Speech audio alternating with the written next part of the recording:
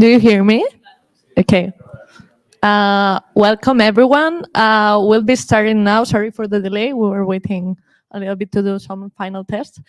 Thank you very much for being here.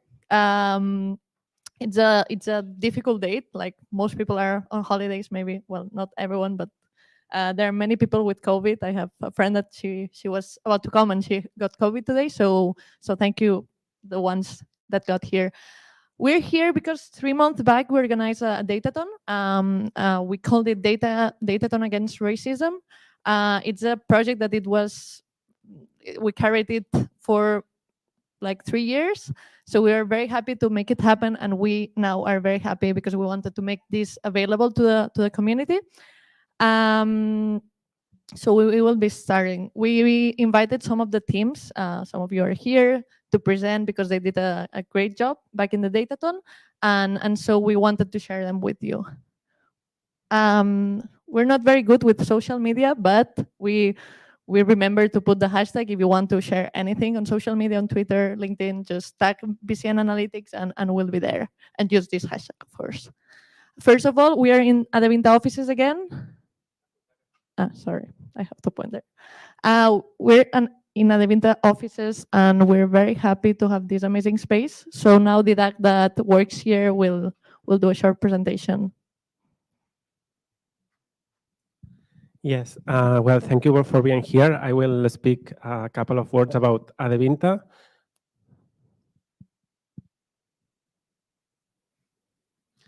Okay, as you may know, Adevinta is a global company operating now in 15 countries, in each of them having different marketplaces. In Spain, 7 of them. And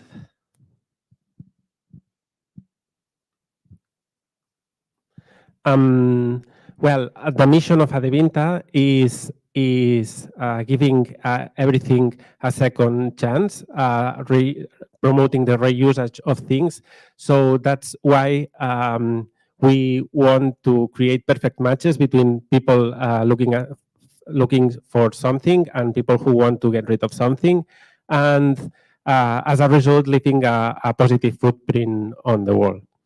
In Spain, the marketplaces that we operate are Fotocasa Navitaclia for real estate, Infojobs, Coches.net, Motos.net, and Milanuncios. And we are about 1,200 employees. We are quite proud of our diversity. We have 30 different nationalities working in Spain. We are not so proud of the men and women ratio, but in fact, this has been improving year by year. We are increasing the percentage of women working with us, so we are quite happy to be in the right path. And also there is place in Adevinta for all kinds of maturity in terms of professional career. So we hire junior profiles, senior profiles. So if you think that you can fit on our company, you can talk to me or to them or contact whoever, and we can talk about that. And as well, we are very happy to have been awarded as a great place to work. This is based on some surveys made to the workers, and in fact, last year we were awarded like a great place to work. And after this corporative message, let's go on. Thank you. I don't work here, so don't contact me if you want to apply for any job position.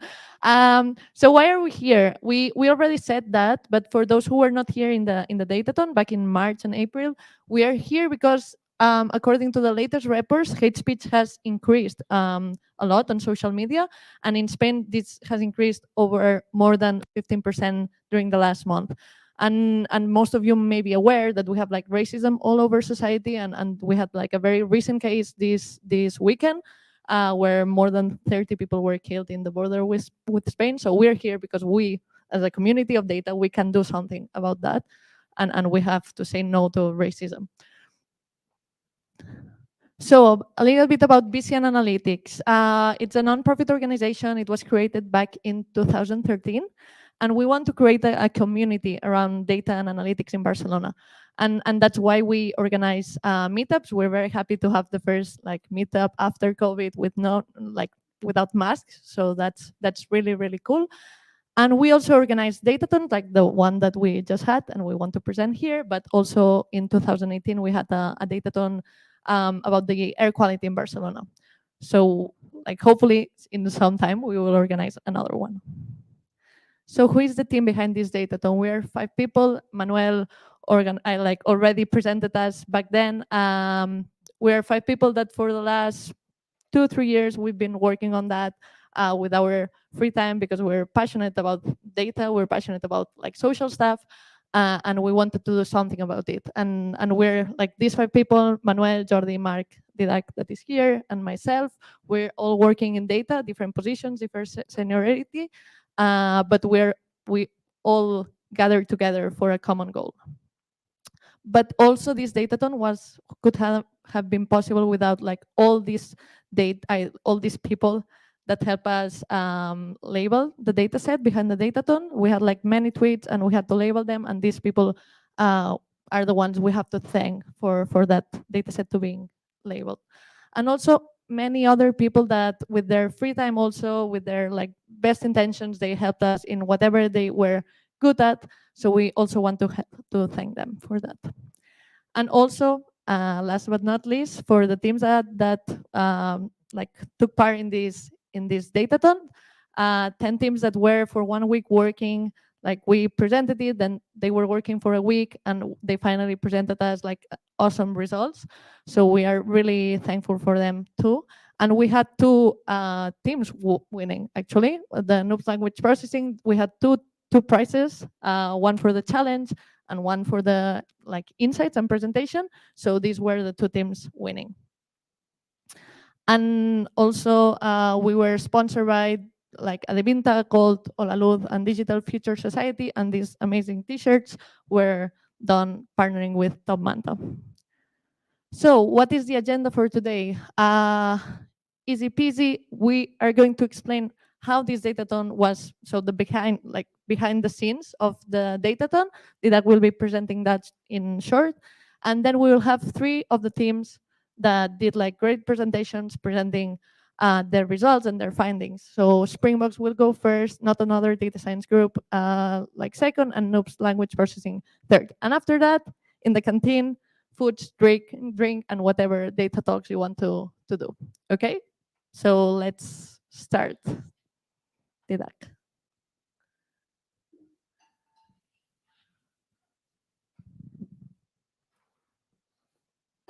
Okay, hello again.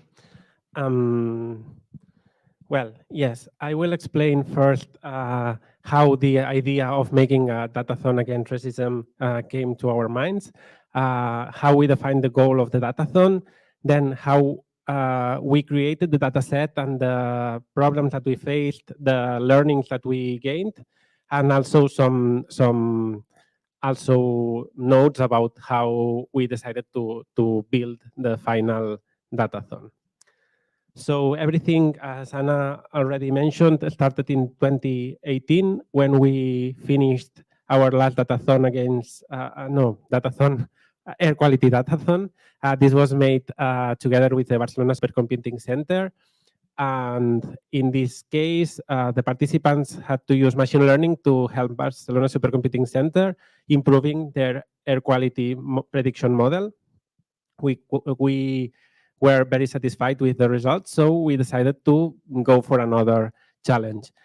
We spent a couple of years gathering data from BCN, making some meetings with TMB, that is the regulator of the public transportation in Barcelona. We even wrote a project with them, but at the end there were some elections and everything, well, nothing really changed, but they had to stop the project.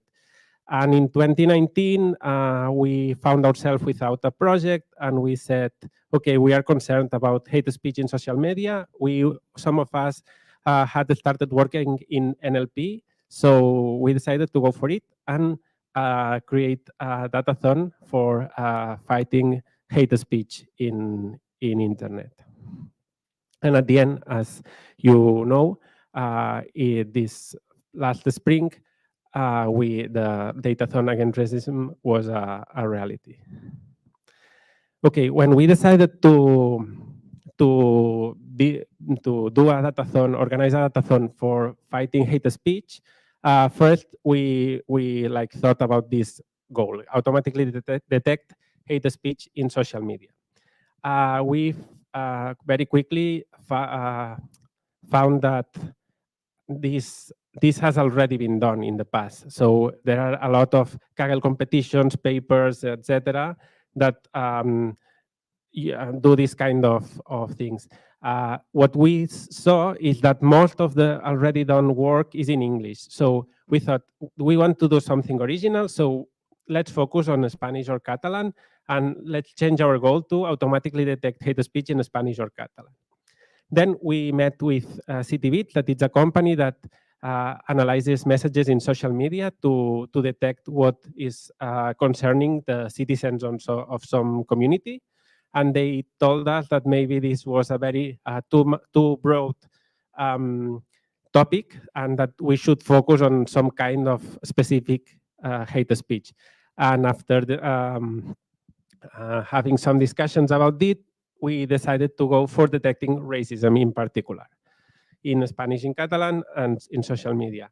Then we started gathering messages, data, and we saw that in Catalan there is not so much data. It's more difficult to get data because there is the less number of messages in there.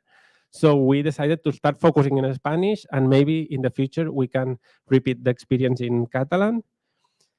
And at the end, with some problems that we detected with our data set that later I will explain, we said, okay, maybe to build the best model to detect racism in social media, it's a huge goal. We cannot pretend to have the best model because we will have only 1 week to work in this, and we will have some limitations about the data set. So we focused the goal of the event in building the model, but moreover, raising the awareness that that machine learning can do to social good, in particular, to detect potentially racist behavior on social networks. Okay, we had the goal, so we needed to start building the data set because you don't have a datathon without a data set. The first thing we did was some research. We didn't want to reinvent the wheel, so we went to the community to see whether someone had already done the same. We didn't find anyone that had done the same, but we met with a couple of persons who did similar projects in the past, and they could give us some advice. And also we explored existing data sets in Spanish. They were about hate speech, but not in particular about racism. So we used them as a reference, but they were not the actual, they didn't have the actual goal that we had. Then we started, we decided to build our own data set. And at the beginning, we had to choose the source of our messages, our social media messages.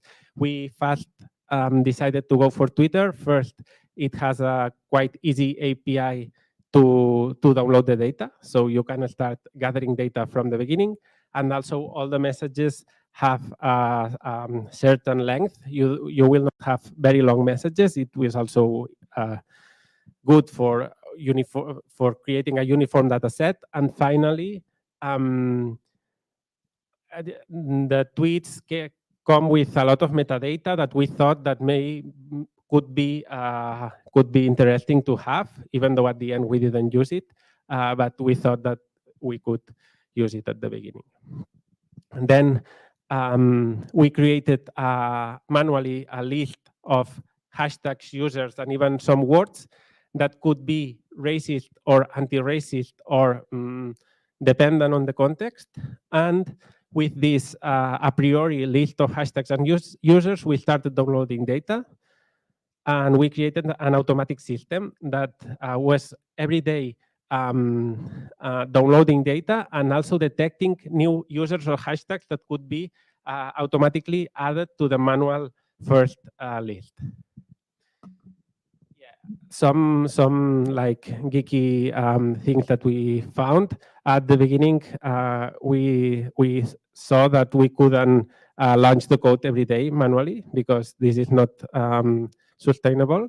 So we deployed the code in a Raspberry Pi at my home, and every day the code was launching, but we had some problems with this. First, I was the only one accessing the data and the code because we are not like um, DevOps or engineers, so we didn't know how to configure everything to someone outside my home access the Raspberry Pi. We're sure that it can be done, but we didn't know how to do this.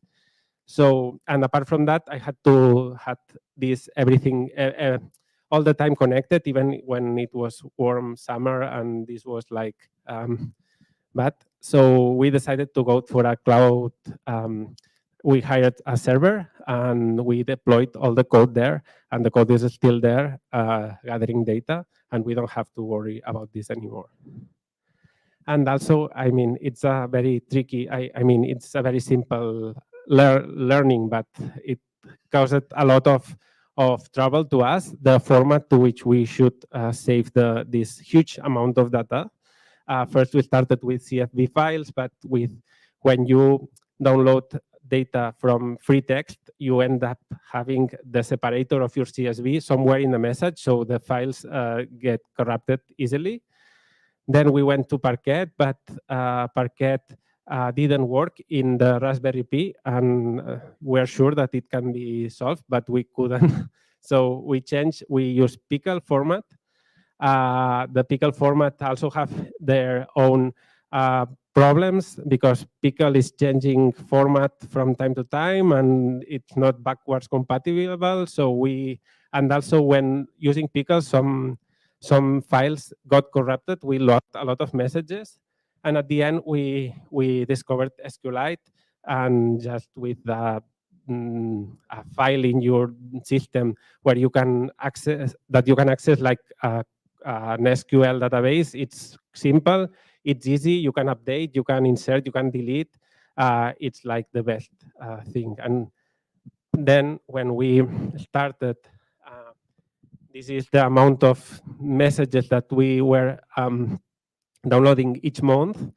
And we had some troubles here with corrupted files that ended up losing a lot of data. But when we found the correct way, we started gathering about 500,000 messages each month. And then, okay, we ended up having all these, if you sum this, you have several millions of files, of messages here, but we had to do a pre-filter first, only in Spanish. As we said, our goal was to detect racism in Spanish, so filter. We used LangDetect. It's a Python library that somehow detects the most probable language of a string, so we used this Python library plus manual validation of the annotators to filter out only the tweets in Spanish. We removed all the retweets because basically they had the same text that an original tweet. We removed all the URLs. We cleaned some basic text like several white spaces and this kind of simple string cleaning. We removed tweets containing only hashtags or very short messages. And we ended up having 700 messages, unique messages. 700,000, sorry. Okay, but with these messages, we didn't know whether they were racist or not, so we need the label to be able to train a model. First, we thought about some sort of automatic labeling. Maybe we can use the hashtag and the user to automatically assign a label to a tweet. But then we thought that if we do this, maybe the models that will result in the Datathon will learn how to repeat our rules, not to detect general racism. So that's when we decided to go also based on the feedback and the advice of the people that we contacted. They told us that we needed manual labeling, so we went for it. We wrote to all our professional and personal communities, and we we recruited 24 volunteers. We gave them a labeling guide. The labeling guide was to tell them how to label, and also what do we consider racist, and what do we don't consider racist. This was not made only by us, but we met with people from communities that are affected by racism, and they helped us to decide all the criteria in the labeling guide. At the end, we gave some spreadsheets like this to the labelers. They just had to tell whether the message was racist or not. And also, as I told you before, check whether the tweet is in Spanish, that most of them were in Spanish. Also, at the beginning, we gave them all the random messages from the 700,000 messages.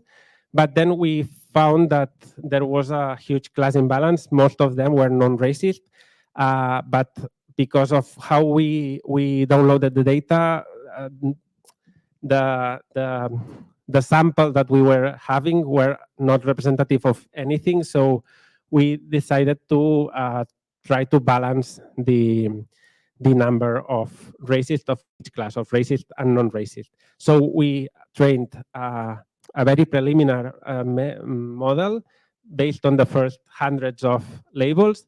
And this preliminary model was able to predict with very low accuracy, but somehow predict whether a message would be racist or non-racist. And based on these predictions of this preliminary model, we gave to the annotators half racist and half a priori non-racist messages.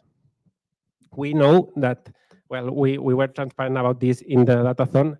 Here we were introducing a lot of bias from a lot of sources, but this is what we could do. We didn't know how to do this without introducing this bias, and because at the end the goal was to raise awareness, not to have the best model, we decided to go for it.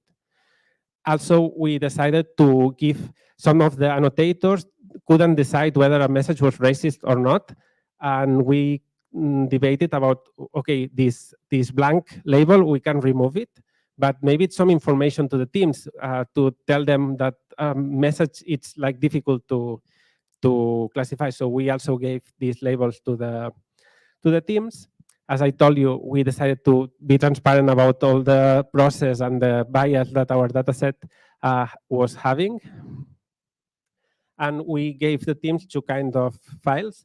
The first one, all the raw labels, text, the text of the message, an ID of the labeler that was labeling, and the label that the labeler, the annotator, decided. And the test set for which we check the accuracy of the models was just consisting on the text and racist and non-racist label. And just to finish and let the teams speak, some final things that we had to decide about the Datathon. First, as Anna told you, we created two challenges. The first one, create a prediction model. This is an objective award based on F1 score. So there was no doubt on who was winning this award. And the second one, based on a presentation that the teams did the last day of the competition, a 5-minute presentation, and there was a jury formed by some of the organizers of the Datathon and some people from communities affected by racism that decided the winner of the second award. We decided to accept only 10 teams, even though we had more applications because of the time constraint of the last day, 5-minute presentations. It was a long day that afternoon, and we couldn't have more than 10 teams. And the teams were selected based on the technical profile of the members. It was an NLP problem, so we tried to have someone, at least data scientists in each team. Also based on diversity, I mean, we are working in a sensible topic, and we think that diversity is essential. uh, and also based on location. The goal of BCN Analytics is to grow the community of data in Barcelona, so we didn't want 10 teams from America participating in our datathon. That's why we asked the teams, at least one of the members, to attend the events. We were quite flexible with this, but it was a criteria. And finally, we decided to do a 1 week datathon instead of a traditional 1 weekend datathon, because first, we thought that with 1 weekend, if some teams want to do something with train some language model or something more complex, with just some hours, you cannot train the whole model, and you would spend all the time waiting for the model to train. And also because we were still in COVID times, and we thought that having a lot of people in the same room all the weekend was not a good idea at that time. And at the end, we were quite happy on this format. And also, we made it fit in the mobile week. That was the same dates. And that's all. If you have some questions about some other things, you can maybe in the networking later with the pizzas, we can discuss it. And now let's go for the team presentations. Thank you, Didac. Now, if you want to organize a datathon, yeah, you know how to do it. What Didac didn't say, well, questions later. What Didac didn't say is that most of the scripting was done from coffee places, and Didac's place to put that in production in the Raspberry Pi. So we had lots of coffee with that. And now we'll go with the fun part, that is the teams presenting. We'll start with the Springboks, that they are over there. So if you want to come, you have water, you know how to use this already, so this is yours.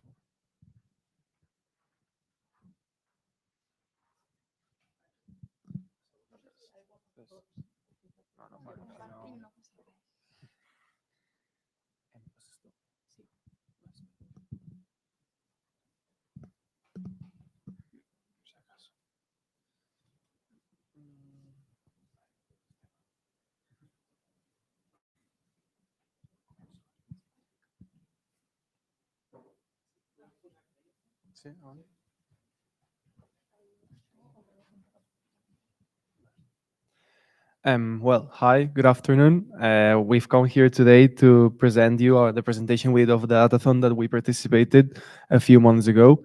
So I would like to introduce the team, first of all. So we are Blanca Ruano, Laura Casanovas, Josep Monclús, Paula Serra, and me, Jordi Balcells. And we're currently studying mathematical engineering in data science in the building that is right over there in 100 meters. When we came here 3 months ago, we were doing our final projects, and next week we present them. And maybe if there's a third meetup for Datathon, we'll be able to say we actually finally graduated. But yeah. So then, why did we choose this Datathon? Just like, yeah. So is it because they give us free credits in university to do this? Of course not. Like, we're enthusiastic students that came here because we took a course in fairness, accountability, transparency, and ethics in data processing done by Carlos Castillo, that maybe some of you know him, and Katia Faria. And Carlos Castillo proposed us to participate in this datathon, and we are very happy that we did so. So we'll give you some context for if you're still not aware of what this datathon is about. So, and currently there's a lot of racism in artificial intelligence, and that, like, sorry. Oh yeah, it is relatively common knowledge that AI system can exhibit biases that stem from their programming and data sources. For example, machine learning software can be trained for a data set that underrepresents a particular gender or ethnic group. On the other hand, there is more racism in Twitter than ever. As you can see in the following examples, there is first a revealed shocking scale of Twitter abuse targeting England at Euro 2020. This was after the end of the Euro Cup, where people in the UK had loved like all their football players for a month, like cheering for them. And in the last game, in the final, two players who happened to be of black race missed their final penalties, and all of them just started committing abuse against them in Twitter. Moreover, ex-president of the United States, the biggest country in the world, has a big history in Twitter he has been banned. And then the last tweet is done with was made by a chat AI bot that had to be deleted by Twitter, especially. This is just a small representation of people that use Twitter as the lack of emotional intelligence, just to throw their anger at them, and we participate in this datathon to do something about it. And well, the challenge, as the BcnAnalytics team told us, was to build a model that can automatically classify text messages as racist or not racist. Messages were provided in Spanish, and we had 1 week to address the challenge, in which we had exams, so it was really fun to do so. And now we're gonna present some of the insights we made from the dataset and model that we created. Okay. Could someone in the public please say out loud the highlighted words of this slide, please? If someone in the public could say out loud these highlighted words of these sentences. Okay, thank you. These words, I will translate them just in case. Well, COVID-19, history, and cases have one thing in common, which is that these are some of the most frequent words that we found on the tweets that were classified as non-racist. Okay, again, could someone read the highlighted words? Okay, so cheat, illegal, assaults. I think that we all will agree that these are words with a much more negative meaning, but they also have one thing in common, which is that these were the words that were more frequent in the racist tweets. This difference is better represented in this scatter plot, where we have the frequency of the words in the non-racist tweets on the horizontal axis, and the frequency in the racist tweets on the vertical axis. So, for example, in this corner, we have like the very frequent words in the racist tweets and very infrequent words in the non-racist tweets. Also, we have this another plot, which is the same, but with hashtags instead of words. For example, the most frequent hashtag in the racist tweets was Foramenas. And also there is one thing that is a bit strange, that is like the hashtag Solo Queda Vox, which is very frequent in both classes. Welcome to Spain.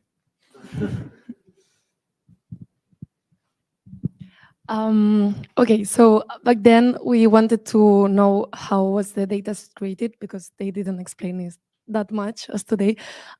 So we found that inmigrantes, menas, ilegales were like super common words in the whole data set. So we thought that they used it for like these words as keywords to find tweets like that may be racist or not. So this is one bias from the dataset, as they explained before. And then here, well, there's a video. Yeah.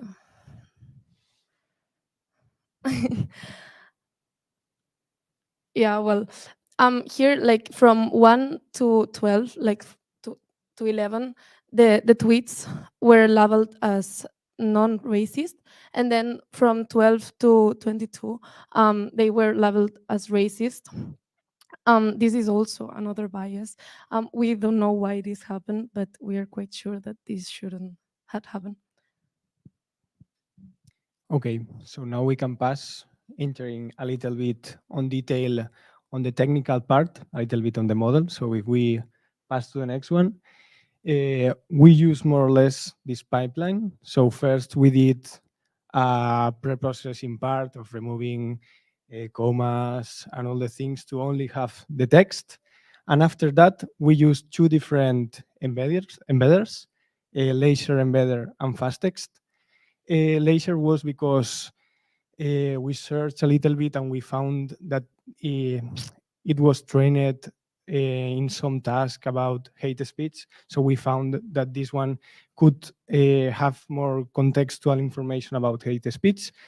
And then we made an average, like we we took the embedding of each word, and later about a sentence, we have the average of these ones, and we concatenated to pass it through a LSTM layer, because due to the temporal relations, later a 1D CNN, and then two dense layers to finally, in the last one with 2 neurons, have racist or non-racist. So and we have Adam optimizer and ReLU activations. This was the one that we presented as it got the best results.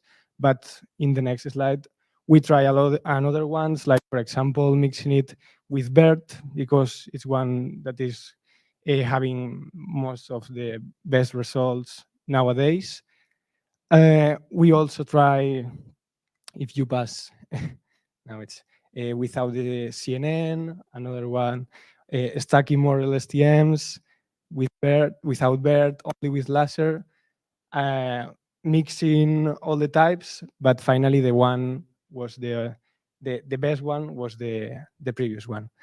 So yeah. Yes, and finally, we want to present some of the applications of the model.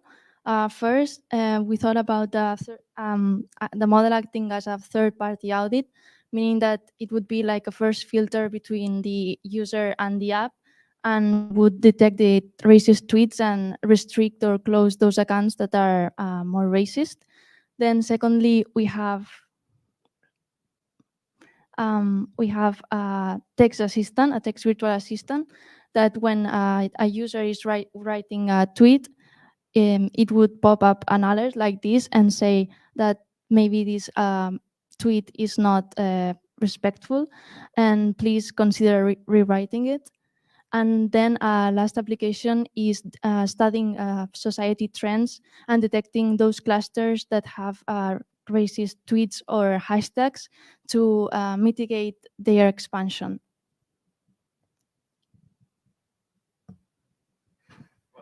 And finally, thank you very much for your attention. We hope you have enjoyed the presentation. And if you have any question, please do not hesitate to ask us.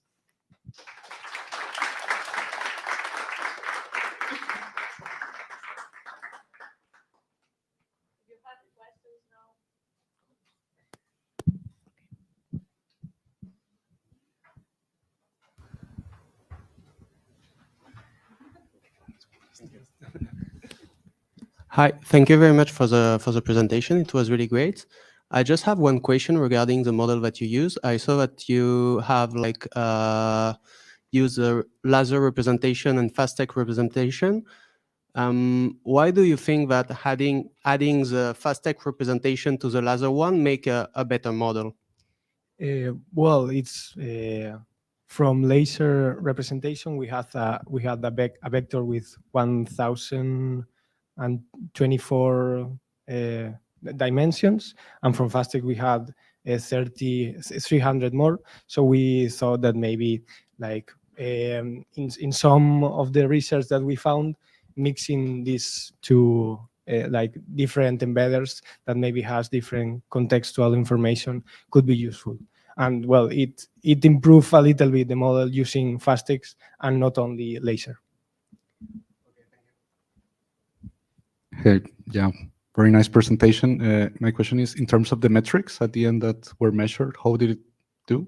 Like, well, yeah, the challenge was only to have the better F1 score. So that's the metric that we train it in the training dataset. We had the loss and that stuff, and later in the test we only look to the F1 score to see the best.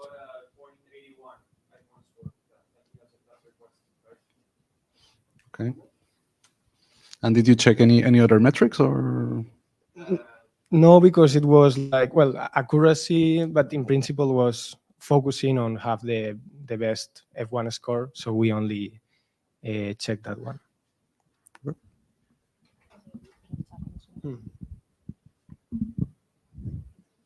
Okay. More questions? No? So thanks. Yeah, the F1 score was the metric to for the challenge to win. So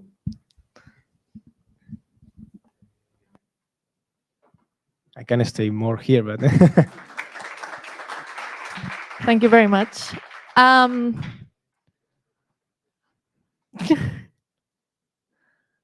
Oh, about the labelers and why we changed from non-racist to racist. It's what Didac said, that we didn't have enough racist tweets, so we changed the logics and we used the labeler ID. Is what it was like an integer. So the first one who volunteered to label, we assigned the one, and then we kept growing. So that's why we changed the logics in the middle.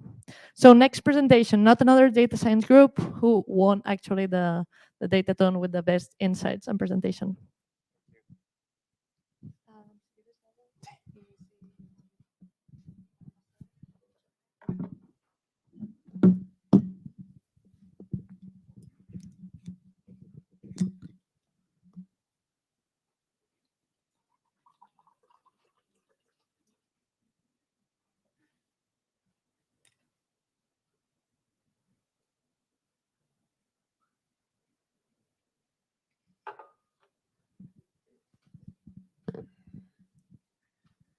All right. It's okay. Okay, so we are here again. It's good to see some familiar faces. We are not another data science group. This, unfortunately, we're not. Two of our colleagues are not here. Miguel, she's Irina, and it's missing Jauma and Andrea because they two today they got graduated from the masters. So I hope they are swimming in rivers of Cava, celebrating. Yeah. So with in this project, we started to the other way around to first building the model, but for the presentation, we've started with the context. No, so what is the context of these tweets? So first of all, is that Spain research says that they are here they are kind of racist, but not that racist. They are like kind of in red. Spain means that they associate dark skin with negative thoughts. But in the Hispanic world, in the whole Latin America, and all the places that we speak Spanish, and they seem to be quite light in comparison with in case of racism. And we also detected that there's some kind of confusion or mixing between if someone is racist is about the ethnical or the colors of the skin, or means nationality. So this changes how we understand about racism, and this is the effect that we see actually in this plot, where Brazil is the only place that they don't speak Spanish, of course, but there's in Latin America where they do associate racism with black skin, and the other places associate only with other nationalities. Ooh. We why this context matters. It's because as they already said that racism is rising in social media, and also racism and xenophobia at the end is intertwined. It's difficult to separate them both. Now we also were aware that because of Twitter and Twitter API by itself, there's nothing that we can control. They themselves say that all the data that you gather, no matter if you put some streams or whatever you try to do, there's only 1% of the whole universe of the tweets. So it's never going to be representative. There's no way. And also topics like in the economy plus racism and other topics would not be perfectly aligned. Also depends on the windows, no? The windows of what you can gather. I don't know what kind of account you got, but there's some limitations of even if you're an essential account or you have expanded account or academic account on the limits of how many tweets you can gather. So those are kind of biases that we inherently can. It's difficult to solve them, so we have to take it out. Now, seeing what's in the data, first of all, we noticed that racist tweets in the data set were among the longest. There's in the pink. Then the most frequent racist words were in the racist tweets called inmigrante, called illegal, mena, español. And then in the non-racist, also immigrant was there, but at first seemed like difficult to notice what was the difference between them.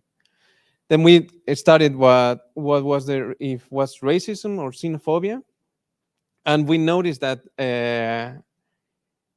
they were most of the races were most for xenophobia in case of Marruecos or Africa or coming from Hispanic places, and all the collective words referring only to ethnical words like negro, moreno, color, all the words that you're seeing there, we gather them as ethnical, and these are not that much of racism.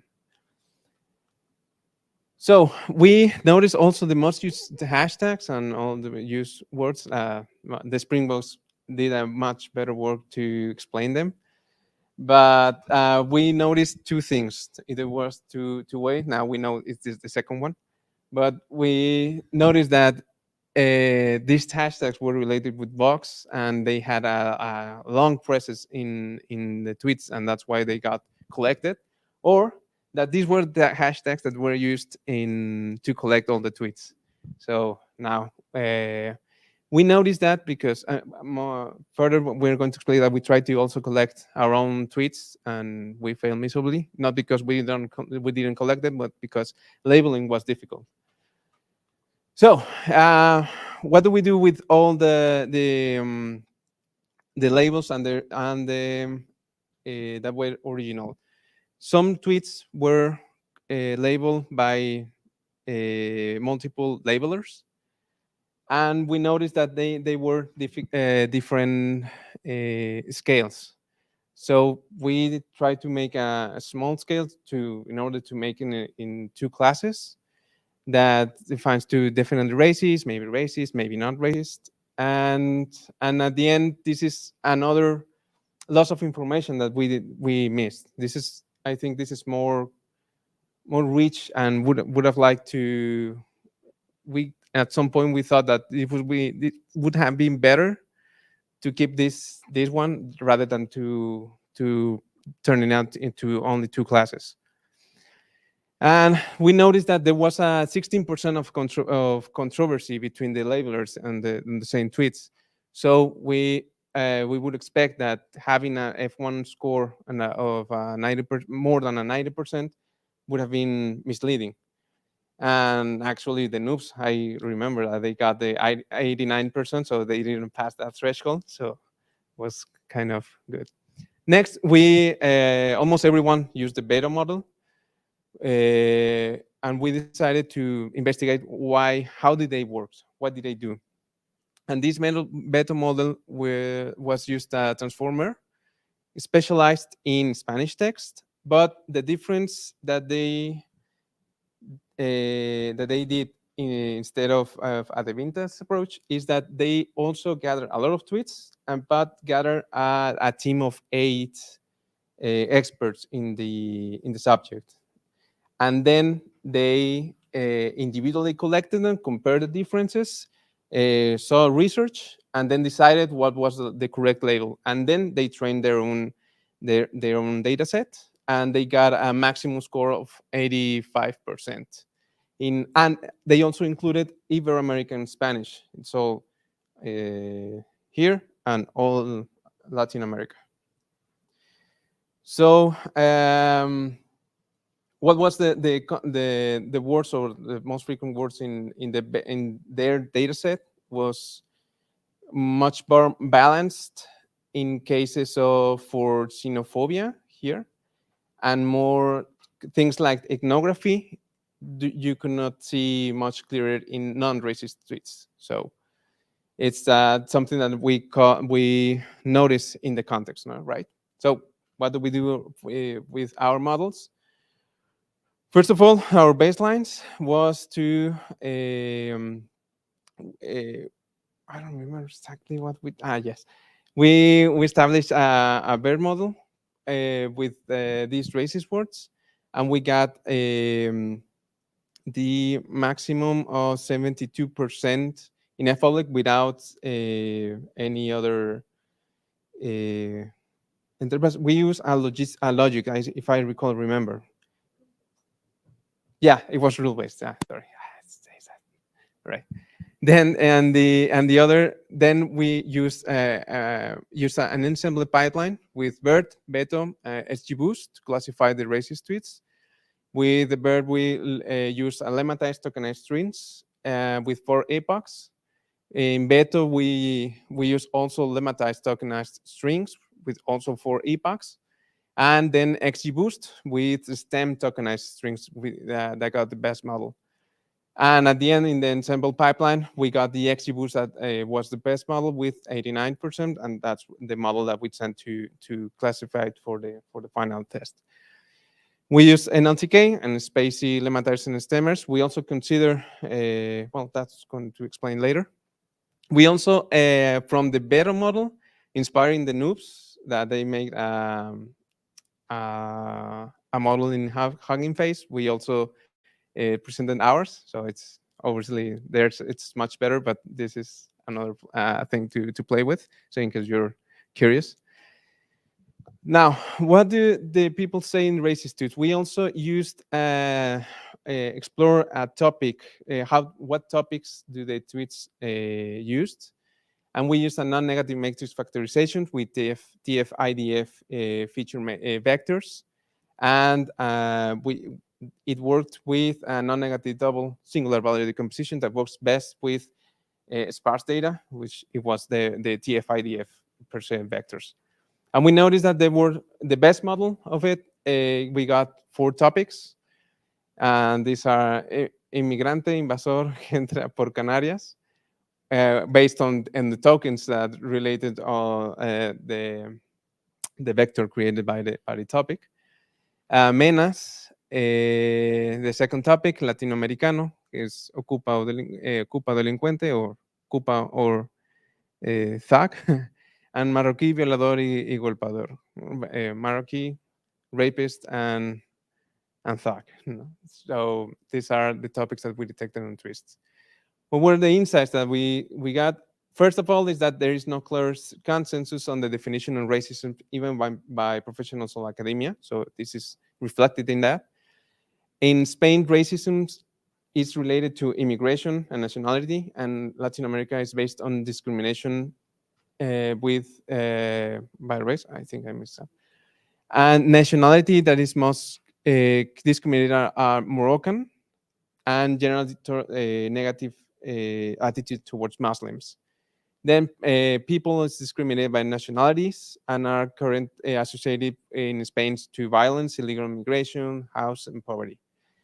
And finally, about the data is that we would have loved to have optimized splitting of data in test train. Now that because if there was no way to say if that affected some kind of bias that we detected. Now to finalize, I'm going to be really fast here. What lessons learned we had on this datathon is that our models were overfitted, so we didn't get the score prize, and we realized that this might be a factor at almost the end of the datathon. So we focused on the other part that was tackle 2 main challenges: to say things really fast, not as I'm doing right now, because I'm being really slow now, and to balance the storytelling between a highly technological, highly to qualify people and business people that not mean they just focus on the results other than technicalities. And then other things that some hashtags that we used, we collected, and we realized that classified it wouldn't be easy. We didn't have time, and we didn't also have the agreed on the methodology and how to classify them, even though we read their own methodology, right? Then the other thing that we consider is to use these models, but at the end we didn't have time nor validate nor to test. So we left them out, and that's it. Thank you for attention.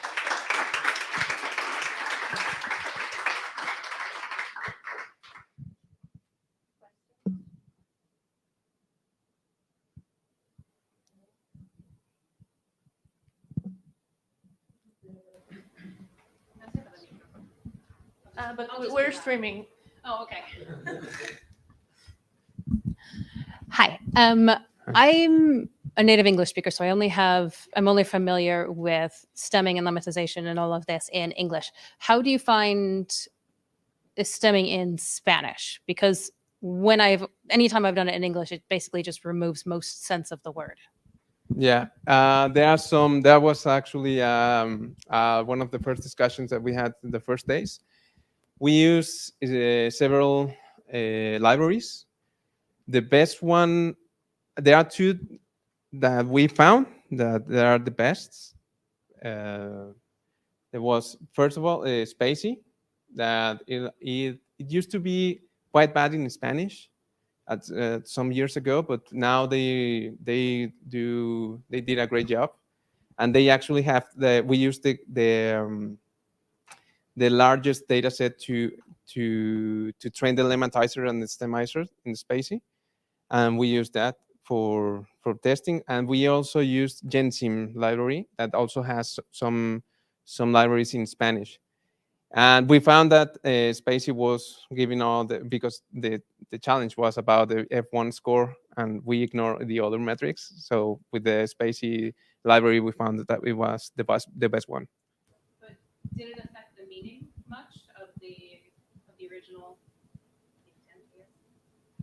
intent? Yeah, at some point, we did detect that Spacey changes the meaning, and there are some subtleties in words that does change, but actually those lemmatizers for now.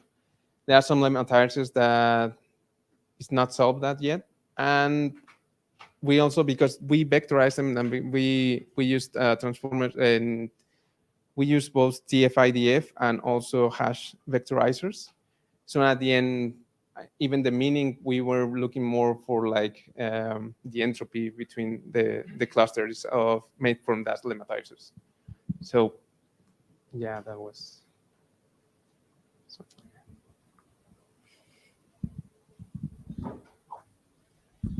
You mentioned that your model had overfit, and yeah, like, what would you do differently if you could do it again, like, so it doesn't happen?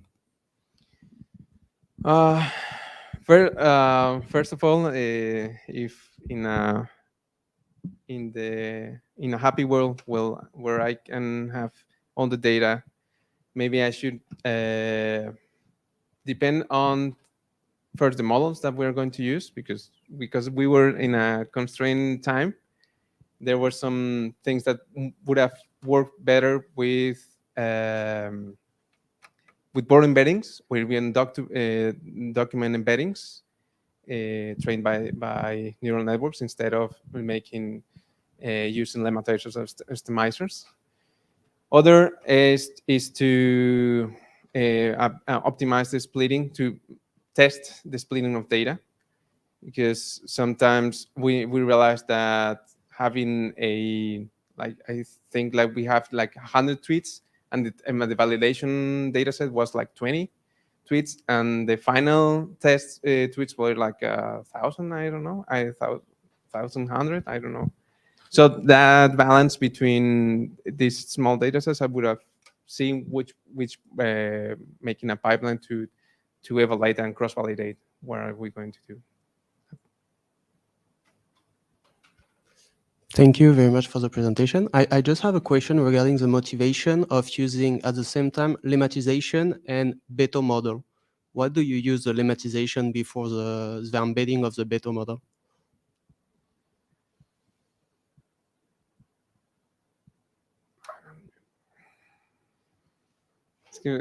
Since my colleague is the one that is not here, they didn't remember. Yeah, I mean, he didn't came. When we discuss it,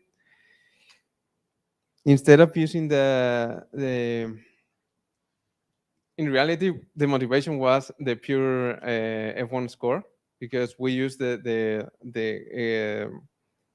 string, the original string to train the model. And for some reason, when we tokenize when we use the lemmatized version, it worked better. And I remember now that I'm recalling it, that it was the best one, and so we used it. But yeah. Okay, thank you. Any more questions?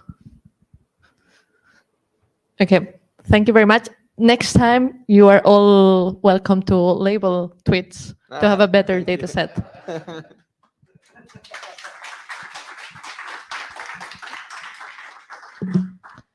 Okay, last but not least, remember that we are here to raise awareness, but we had a team that won the challenge, so they got the best model. And this is the Noops language processing, so welcome on stage.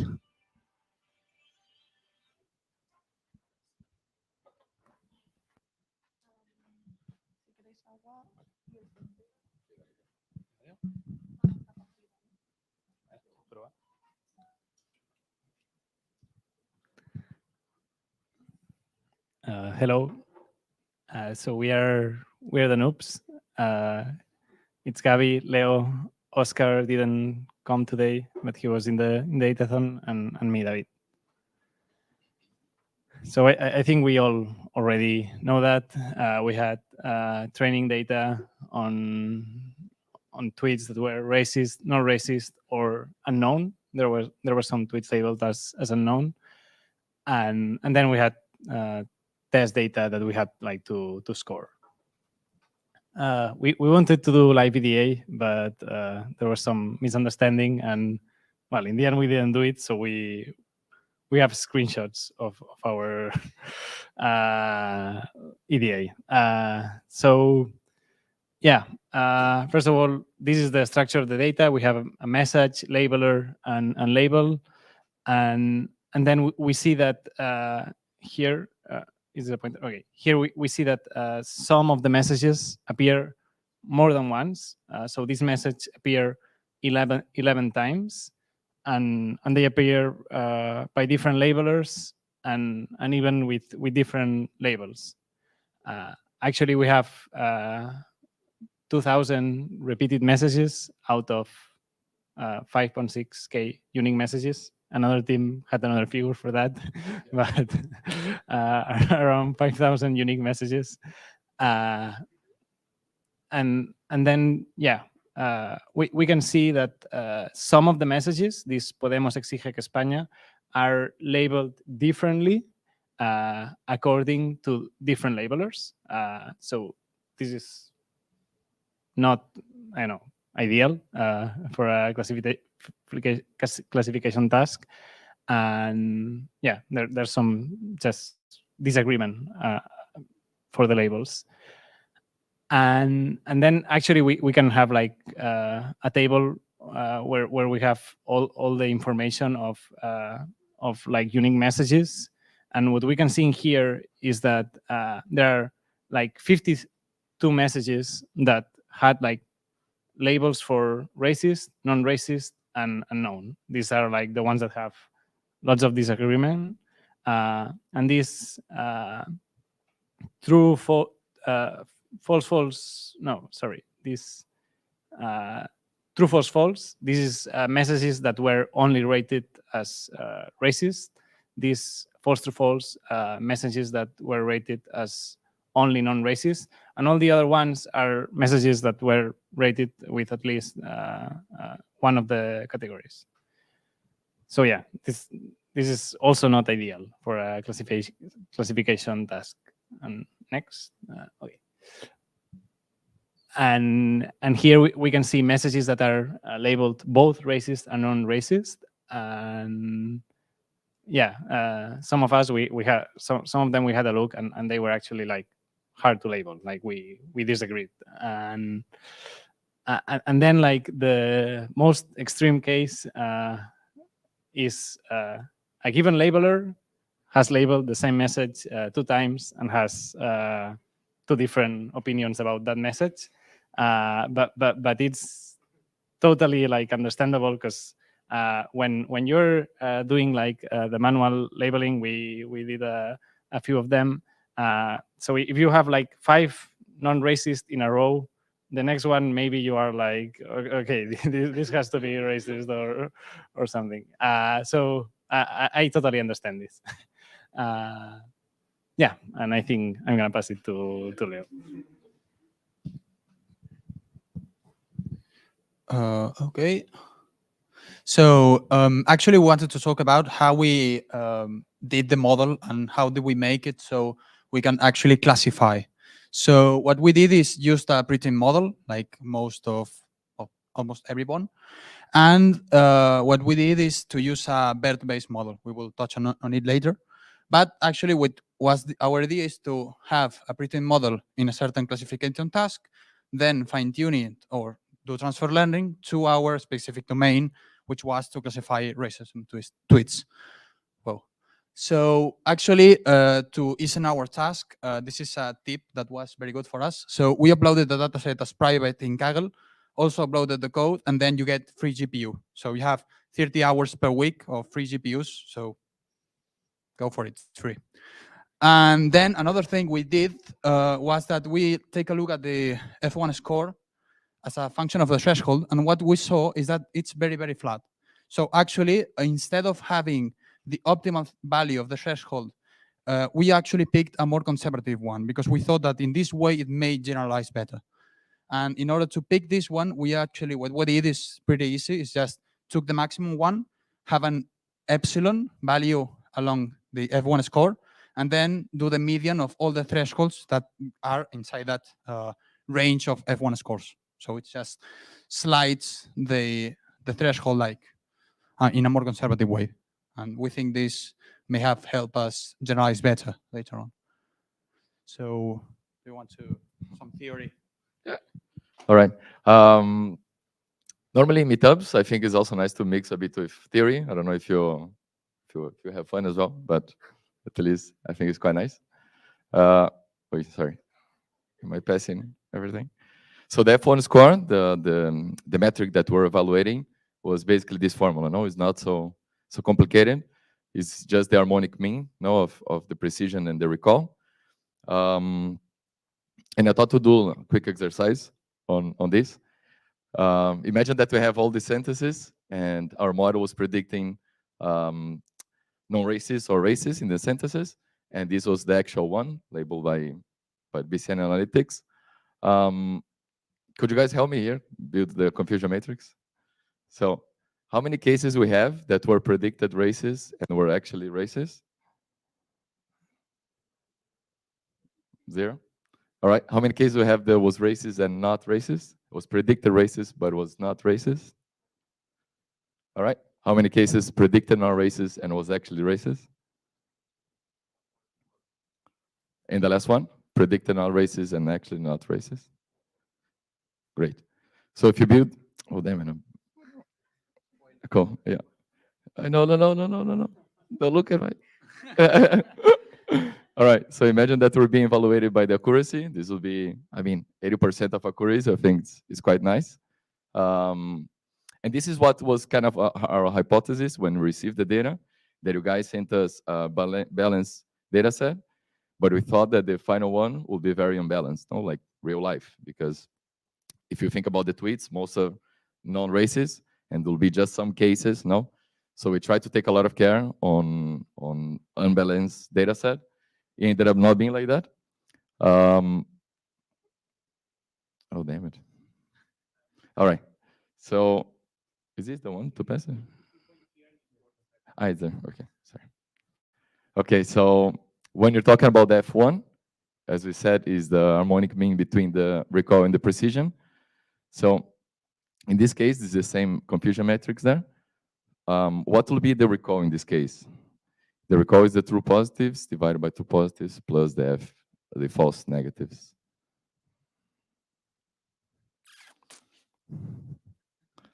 Come on. No. I always get confused about this stuff, so I think it's nice to recap.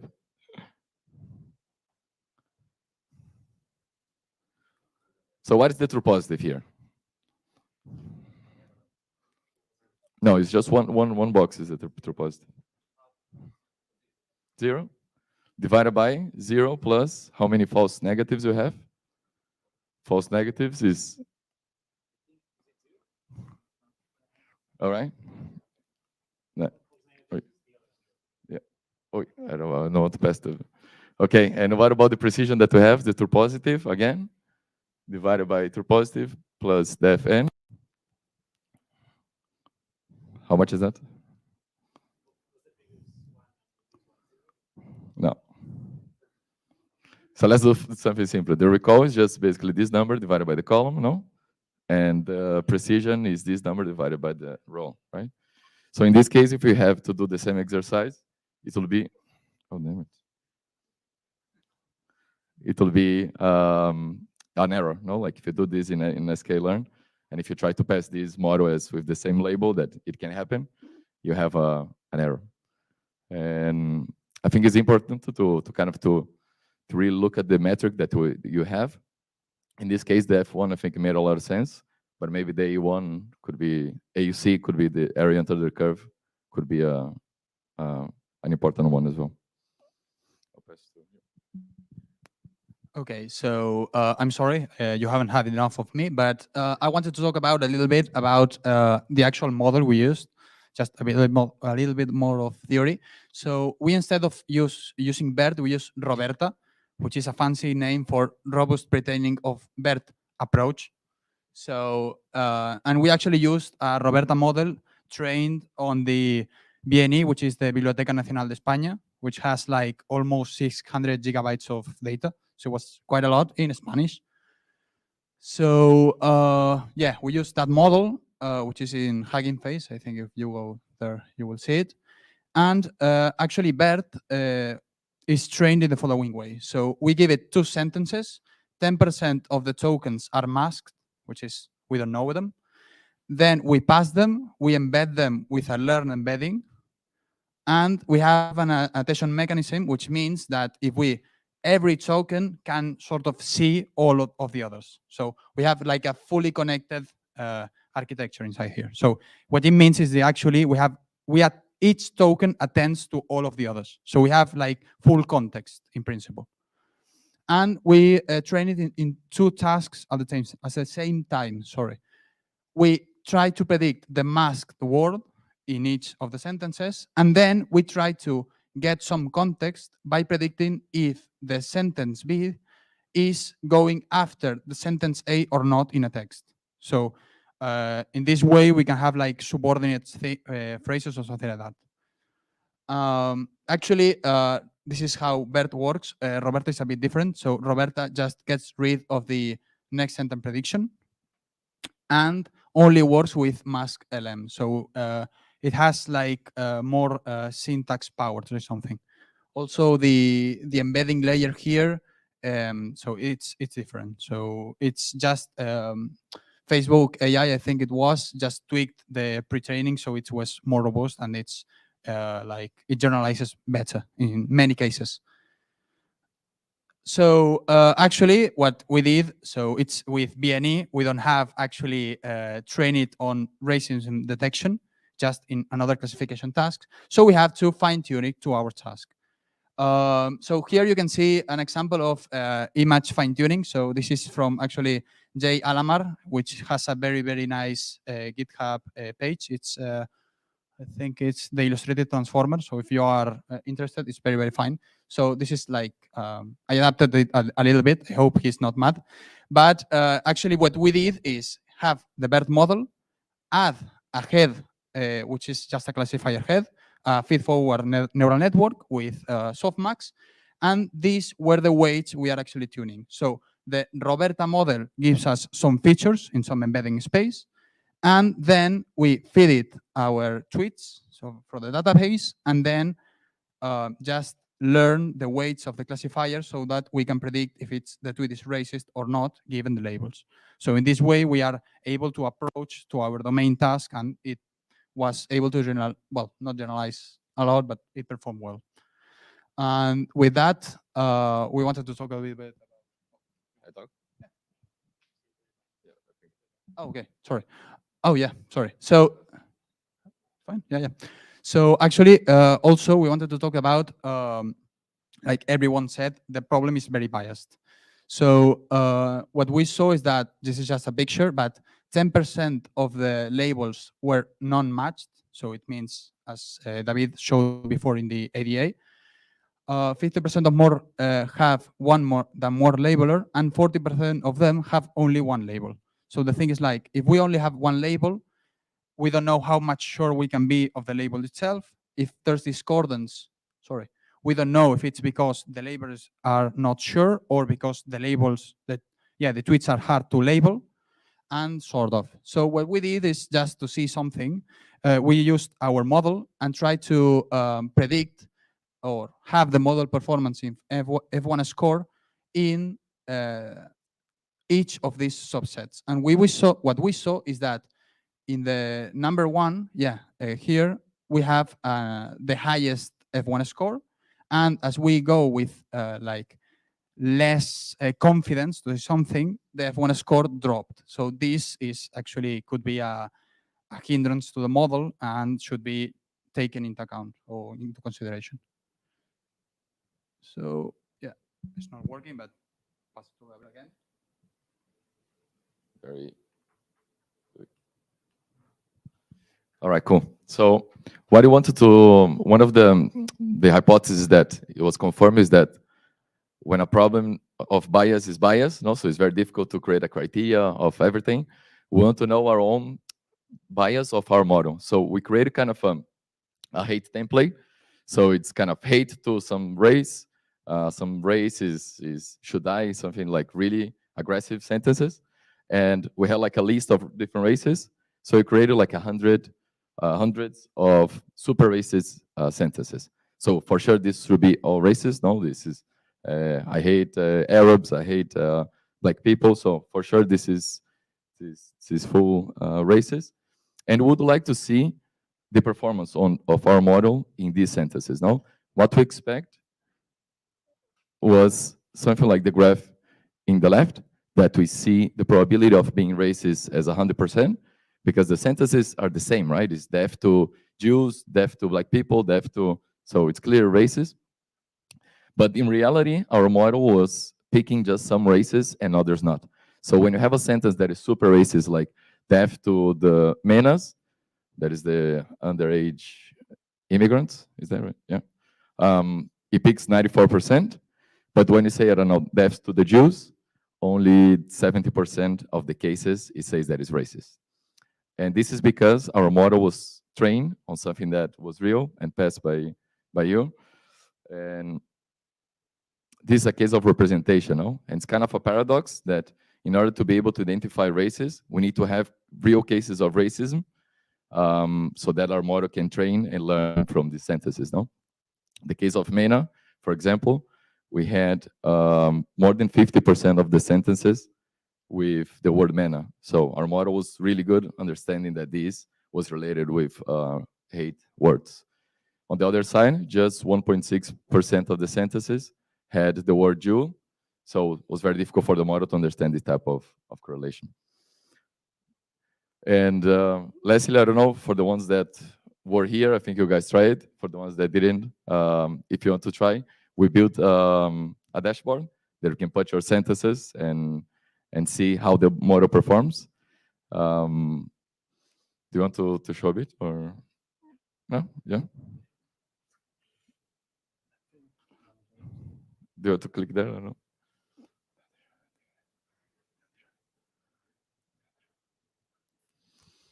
So in case you don't want to write any racist sentences, you can pick some of the one in the bottom. So you have like some examples of sentences. You can click and submit. And when you submit, the model tries to find the word that is related with something that is related to something racist. It gives the probability. And we thought about that it would be nice to keep iterating on this. So if you have, I don't know, as a public service, then more people are using it, you could come to this flag and say that you don't agree. And if there's a clear agreement in some type of sentence, we can change your label and retrain the model.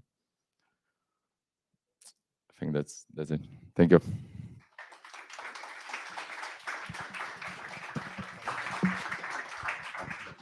If you have Thank any you very questions, much. sorry. Questions?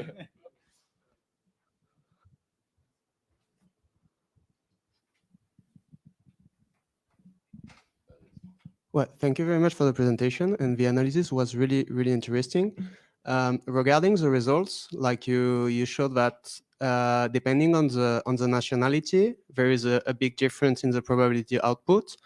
So that would mean that the model is not like robust enough to be applied in several countries, let's say. How would you do to fix that and to have the model more robust?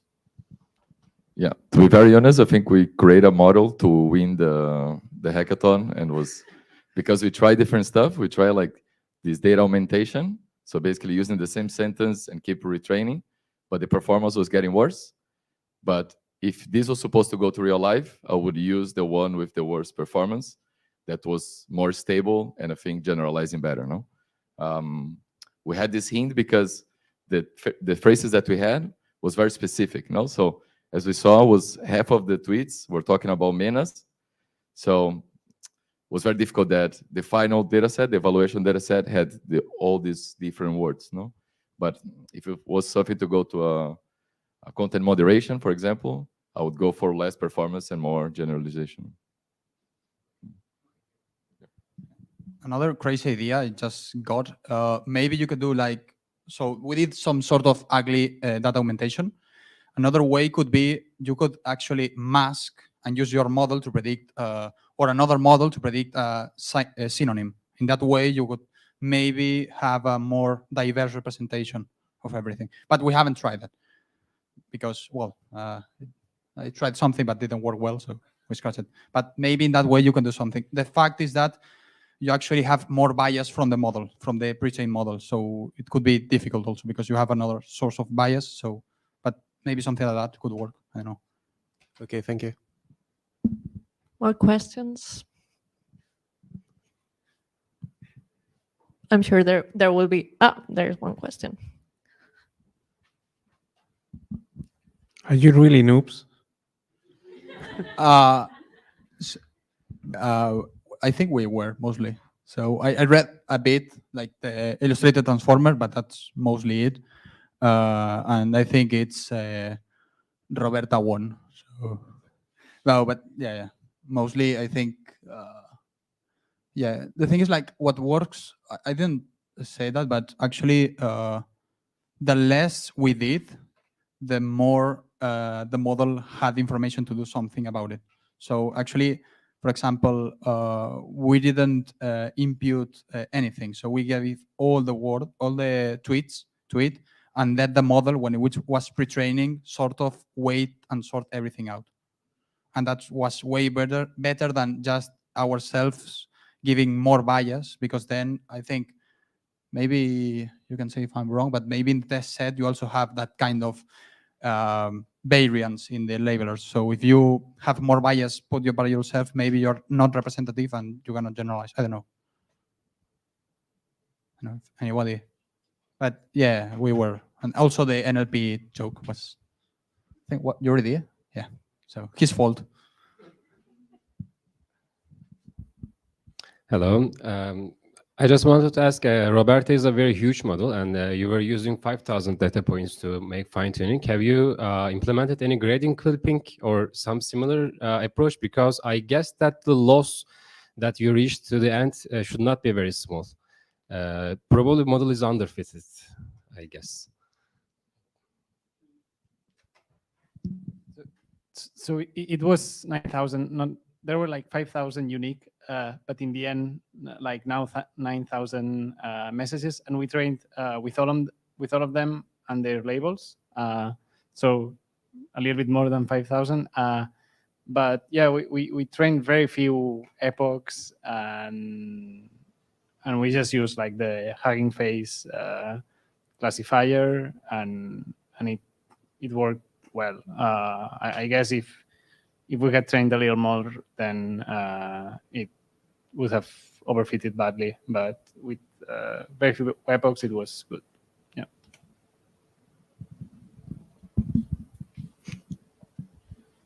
Also, just to add, I think we only fine-tuned not everything. So it was just the classifier or the classifier and the previous one, which is a feature. So you maybe can get away with it, but yeah, you for sure can do it better. Thank you very much. I think if there are more questions, you can ask them over pizza. So thank you very much. An applause for him. For him and them in general. That's it. So thank you very much for coming. As was said, we were very happy to organize this. We're very happy how it went. We want to thank everyone involved, all the teams, and Adevinta and people that came here just for that. So thank you for that. Stay tuned. Follow us on the social media because like luckily we will be holding more like meetups, datathons, whatever.